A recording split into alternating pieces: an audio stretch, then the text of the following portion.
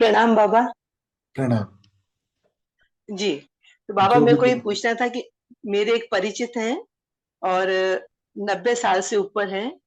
और जी, मैं जो पहली बिल्डिंग में रहती थी, कांदीवली में, तो हमारे नीचे वो रहते थे 6th फ्लोर पे। और मतलब मेरा उनके साथ में बहुत बॉन्डिंग रहा है शुरू से, इतने सालों से। और उन्होंने मुझे बहुत प्रेम दिया है, बहुत जिंदा दिल, बहुत पॉजिटिव और बहुत हंसमुख और हम्म बहुत दयालु परोपकारी स्वभाव के वो शुरू से रहे हैं। तो मेरा उनके साथ बहुत अटैचमेंट रहा।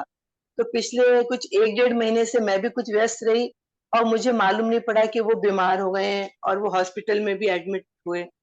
मुझे कल ही मालूम पड़ा कि वो हॉस्पिटल से तो घर आ गए हैं, और लेकिन नर्सेज वगैरह सब रखी हुई हैं। चूंकि उनकी उम्र इतनी ज्यादा है, तो कुछ खास डॉक्टर उनके बारे में कुछ बहुत पॉजिटिव साइन नहीं दे रहे हैं। तो मुझे बहुत तकलीफ हुई है सुन के कि मैं पिछले 1 डेढ़ महीने से उनसे मिल भी नहीं पाई, न उनका कोई समाचार मिला। तो अब मेरे को ये लग रहा है कि मैं उनके लिए क्या कर सकती हूँ। मैं मिलने आज जाऊंगी उनसे, जबकि वो किसी से भी नहीं मिल रहे हैं आजकल, और उन्होंने अपने आप को ऐसे रख लिया है कि वो बात भी बहुत कम कर रहे हैं। और जो भी मिलने आता है उनको बाहर से ही विदा दे देते हैं कि नहीं, वो मिलना नहीं चाहते किसी से। हम्म, तो बाबा मैं क्या कर सकती हूँ उनके लिए, क्योंकि मैं बहुत ज्यादा अटैच्ड हूँ और मेरे को उन्हीं का ख्याल बहुत आ रहा है कल से अभी, रोज। दो चीजें करिए। जी। एक अपने लिए और एक उनके लिए। जी। अपने लिए ये कीजिए कि सबसे पहले तो आपको नहीं पता चला कि वो बीमार हैं और आप नहीं जा पाई, उसके लिए जी। खुद को क्षमा कीजिए। है जी। ना? क्योंकि हमें नहीं अंदाजा होता कि कब किसके साथ क्या संभव है ना? तो अपने अंदर से वो गिल्ट जरूर निकाल दीजिए कि अरे मेरे को पहले पता होता तो मैं जाती, मैं ऐसे करती। लेकिन शायद इसी को विधान कहा गया है, जहां अपनी तरफ से कोई आलस नहीं है लेकिन फिर भी कभी कुछ हमारी नजरों से, हमारे कानों से चूक जाता है या हमारे जहन से निकल जाता है, हमें नहीं ख्याल में आता। ठीक है, जो नहीं हो पाया वो नहीं हो पाया, तो उस पे फोकस ना करके अभी फोकस करना है कि अभी हम क्या कर सकते हैं। है ना?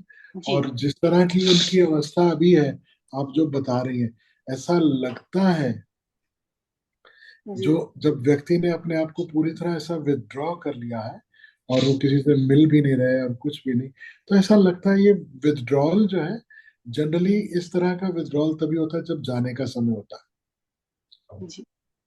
उस समय ना किसी से मिलने का मन करता है, ना कुछ ना कुछ ना कुछ, और मतलब कुछ भी महत्वपूर्ण नहीं लगता, और सब जी। एक वेस्ट ऑफ टाइम लगने लगता है। दुनिया की जो फॉर्मेलिटीज हैं वो दिखने लगती हैं, क्योंकि अधिकांशतः तो लोग बीमार के पास जाते हैं तो और उसे बीमार करके आते हैं।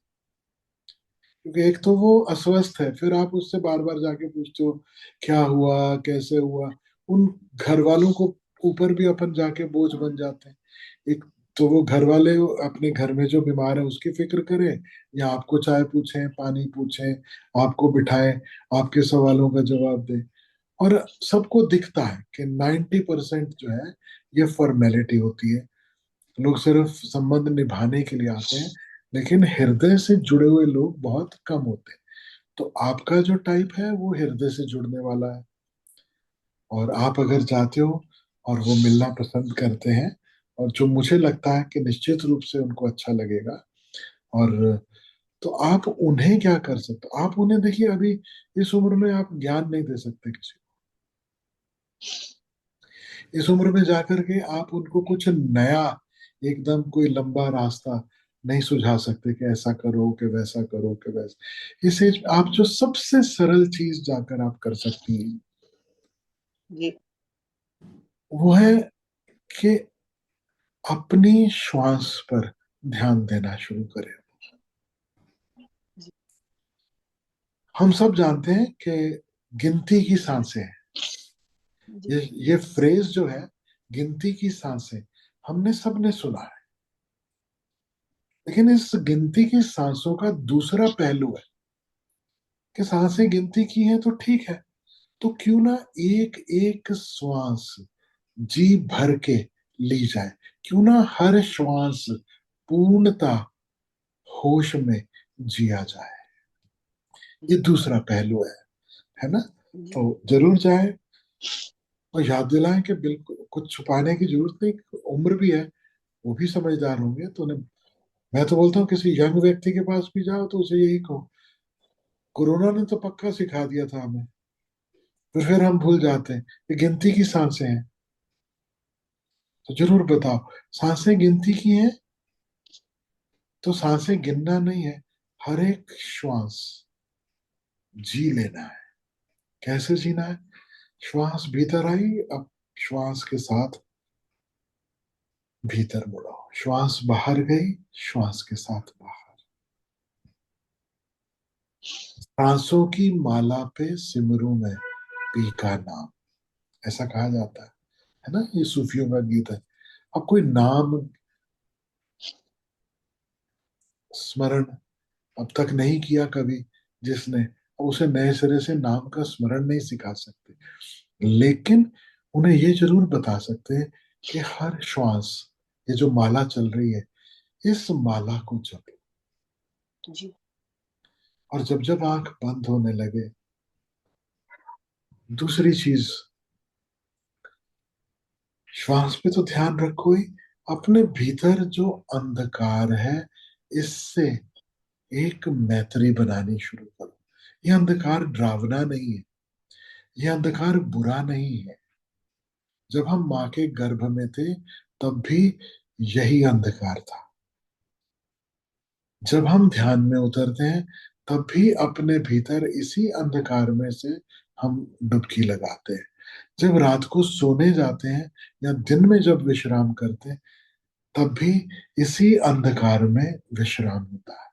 तो किसी न किसी तरह उन्हें हम यह सिखा सके कि अंधकार में विश्राम करना सीखो।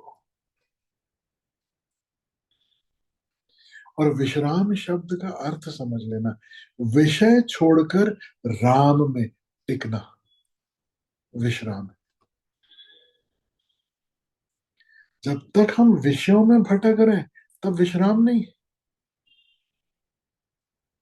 विषय बाकी के, उधर से ध्यान हट गया और राम में ध्यान लगा, यह विश्राम है। तो विश्राम कैसे करना? एक तो श्वास आ रही जा रही, हर श्वास प्रभु का धन्यवाद जो मिल रही, उसकी कृपा से मिल रही।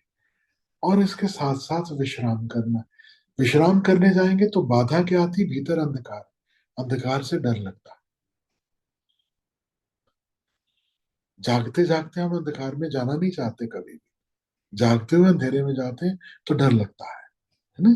तो रात को नींद के समय थोड़ी तैयारी होती, क्योंकि रोज जाते हैं तो तैयारी हो जाती है, फिर रात को डर नहीं लगता उसी अंधकार से। तो उन्हें बताएं कि दिन में अभी जब आंख बंद करते हो, अपने भीतर ही अंधकार है, ये प्यारा है, ये मीठा है,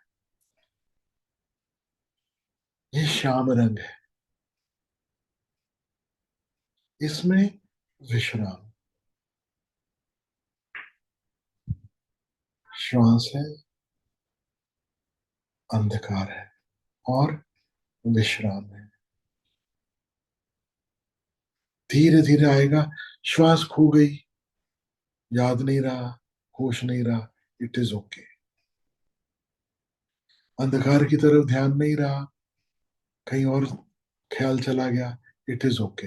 जब ख्याल आया, वापस श्वास, फिर अंधकार। बस अपने भीतर देखो, अपने भीतर से अपने शरीर को महसूस करो। धीरे धीरे होगा, एक साथ नहीं होगा।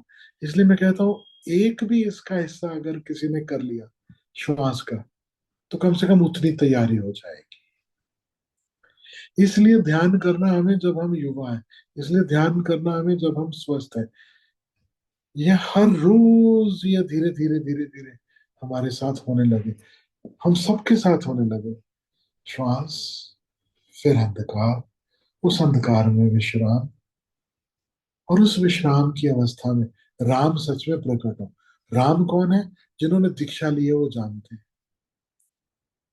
भीतर जो राम धुन चल रही, भीतर जो अनाहत का नाद चल रहा, वही राम, वही राम उपस्थित होंगे। और वही राम हमें लेने आएंगे मृत्यु के समय। श्वास के साथ रिलैक्स होना शुरू किए, तब दूसरा एलिमेंट इंट्रोड्यूस करो कि अब अपने भीतर अंधकार है उसे देखो, भीतर से शरीर पड़ा है उसके साथ रिलैक्स हो, भीतर अंधकार है उस अंधकार में रिलैक्स हो।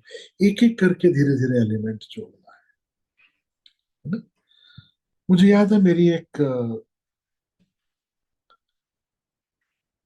रिलेटिव थी, बहुत ओल्ड थी, और उस समय पंजाब में प्रोग्राम होते थे तो हम लोग कभी पंजाब में कार्यक्रम करवाने आए तो उन्होंने बुलाया, मिले, मेरे साथ बैठे। राधा स्वामियों की दीक्षा भी उन्होंने ले रखी थी तो कुछ तैयारी पहले से थी। तो अभी वो शी वॉज नियरिंग डेथ और बिल्कुल रिलैक्स नहीं कर पा रही थी। और तो उन्होंने मेरे को बुलाया मेरे बचपन के नाम से। अभी अभी नहीं बता रहा मैं सबको वो नाम, फिर कभी बताऊं। तो, तो उनको बुलाओ, मुझे पता है कि वो मेरी हेल्प कर सकता है। तो हम गए और वहां भी साथ में थी, मैं भी। तो उनके साथ हम थोड़ी देर बैठे। तो मेरे बचपन का नाम लेके बोल रही, मन्नू दस, पंजाबी में मन्नू दस। मैं की करा? तो मैंने उनको बोला, सबसे पहले मैंने बोला देखो अभी जाने का टाइम आ रहा है, तो अभी ये अगर मेरे से हेल्प चाहिए तो ये भूल जाओ कि आपने दीक्षा के समय तय किया था कि हमने किसी को बताएंगे नहीं, वो बात अपने तक सीमित रहेगी। और जाने का समय हेल्प चाहिए तो मुझे पता पड़े कि आप कहाँ तक पहुंचे हो, आपकी आंतरिक अवस्था क्या है, वो शेयर करो, तो मैं उसके आगे का चरण से शुरू करूं। फिर मुझे एबीसी से शुरू करने की जरूरत नहीं। तो बोले ठीक। तो उन्होंने बताया कि नाम सुमिरन करते हैं, ऐसा ऐसा होता है, ऐसा ऐसा अपने भीतर है। तब हमने उनको ये मतलब उनकी इतनी तैयारी थी कि भीतर के नाद से जुड़ना आसान था। तो श्वास पर इतना जोर नहीं, अंधकार पर इतना जोर नहीं, क्योंकि रोज आंख बंद करके चादर डाल के तो बाहर का उजाला भी भीतर नहीं आता। साधना की हुई थी तो आसान था। तो वहां से शुरू किया कि अब इस राम नाम में, इस ओंकार में, इस सतनाम में, इसमें डूबो और जितना समय हो उसी में बिताओ। अभी बाहर की सारी चिंता छोड़ दो, ऐसे भी जाना है, अब उसकी फिक्र छोड़ो, ऐसे सुनो, ऐसे चलो। फिर उसके नेक्स्ट क्या आता है? अंतर ज्योति, निरंतर वाणी, दो ही चीजें हैं ना। तो हम भीतर का प्रकाश, भीतर की ज्योति, कुछ कुछ झलक आनी शुरू हुई, तो चलो अब उससे जुड़ो। तुमको पता है जाते हुए एग्जैक्ट यही होगा, श्वास ऊपर नीचे होगी, शरीर शिथिल हो जाएगा, चाहकर भी हिला नहीं पाएंगे, अंधकार होगा। लेकिन उस समय नाम की डोरी पकड़ लेना, उस समय जो भीतर सन्नाटा है उसका सहारा ले लेना, उससे मैत्री भाव बनाए रखो। और धीरे धीरे धीरे धीरे यह भाव कि स्वयं परमात्मा ही नाम रूप में मौजूद है और तुम्हें लेने आया। और जब परमात्मा खुद तुम्हें लेने आया तो यू कैन रिलैक्स। यमदूत लेने आए हैं तो देर इज अ फाइट। याद रखना, मनमुख को सदा यमदूत लेने आते हैं और गुरुमुख को सदा देवदूत लेने आते हैं। बड़े प्यार से मार्गदर्शन देंगे, आए, चले साथ में इस भांति यहाँ विराजमान हो। देह में नहीं, बिना देह के उस समय क्या होना है वो गाइड करेंगे। ये मनमुख और गुरुमुख का भेद हमेशा रहेगा। इसलिए गुरुमुख होने पर जोर, गुरुमुख होने पर जोर सदा से सिर्फ इसलिए नहीं दिया गया कि तुम गुरुमुख होगे तो तुम्हारा जीवन संवर जाएगा। नहीं, असली बात तो यह है, सबसे महत्वपूर्ण बात तो यह है कि तुम्हारी मृत्यु संवर जाएगी।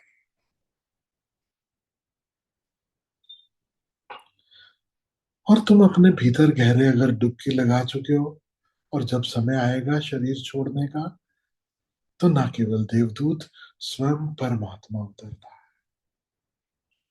देवदूत तुम्हें इस लोक से उस लोक तक ले जाने का उपाय करेंगे बस।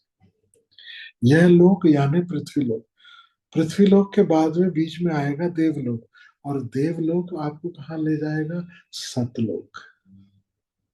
और वो सतलोक कौन सा है? परमात्मा। उस द्वार पे परमात्मा तुम्हें मिलेगा। तो ये पूरी प्रोसेस है एक डेथ की। सिखाऊंगा मैं आपको, सबको सिखाऊंगा, जो नजदीक हैं, जो जुड़े हैं, जो ध्यान में गहरी डुबकियां लगा रहे हैं, सबको मैं कुछ ना कुछ बताकर ही जाऊं। तैयारी रखो। इनके साथ आप इतना ही करें, पहले श्वास, फिर शरीर की शिथिलता, और फिर भीतर का अंधकार, और चौथा चरण अगर संभव हो तो भीतर की साइलेंस। वो साइलेंस की भांति पकड़ में आए जिसको, साइलेंस की भांति, जिसे वो अवेयरनेस की भांति पकड़ में आए, चैतन्य की भांति पकड़ में आए, तो चैतन्य की भांति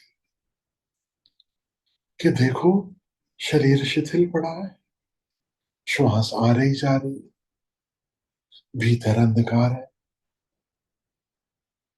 और कोई है जो इस सब को जान रहा, जो इस सब को देख रहा, वह हमारा चैतन्य स्वरूप है। तो किसी को इस भांति वो बात पकड़ में आए, जिसके लिए चैतन्य स्वरूप आसान नहीं है, क्योंकि सबके लिए आसान नहीं होगा। जिसने जीते जी साक्षी भाव नहीं साधा, उसके लिए बड़ा कठिन है। तो उसे कहो, ठीक, भीतर एक सन्नाटा है, उस सन्नाटे से दोस्ती करो। इसी अंधकार, इसी सन्नाटे में तुम्हें प्रवेश करना, इसी में होकर के तुम्हें सतलोक जाना है।